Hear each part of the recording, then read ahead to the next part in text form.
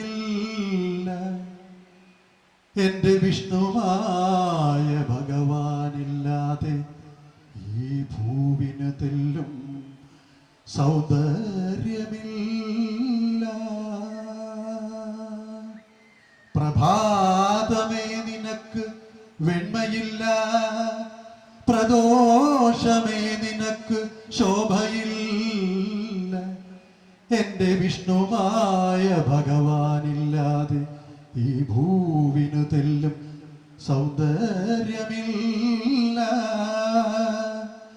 നിത്യപ്രകാശമായി എന്നിൽ നിറഞ്ഞ ഭഗവാനേ, എന്നുമെൻ ഹൃദയത്തിൽ വാഴുന്ന ചൈതന്യമേ, കാരുണ്യവാരിധേ തമ്പുരാനേ, എന്നും ഞാൻ കുമ്പിടുന്ന പാദാരവിന്ദം.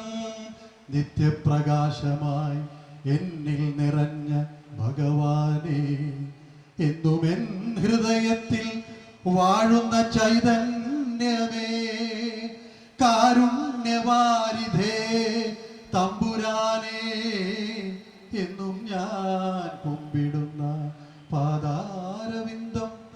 അരുളുക സതതം ഈ ഭക്തനു നീ ഭക്തിതൻ അമൃതാനന്ദാനുഭൂതികൾ.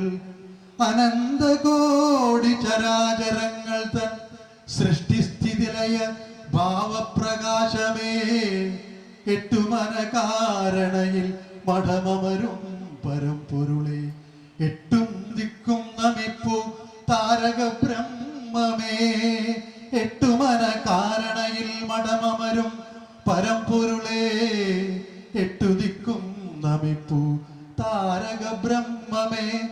പ്രണാമം പ്രണാമം പ്രണാമം, അനന്തകോടി പ്രണാമം, അനന്തകോടി പ്രണാമം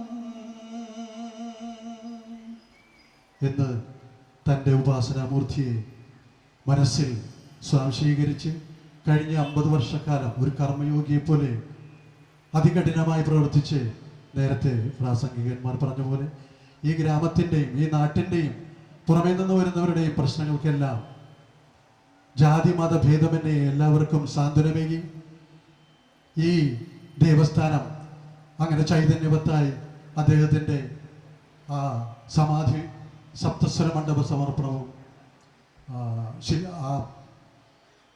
ശില്പ അനാച്ഛാദനവും എല്ലാം മഹത് വ്യക്തികളുടെ സാന്നിധ്യത്തിൽ ഇവിടെ ഇന്ന് സമ്പന്നമായിരിക്കുകയാണ്.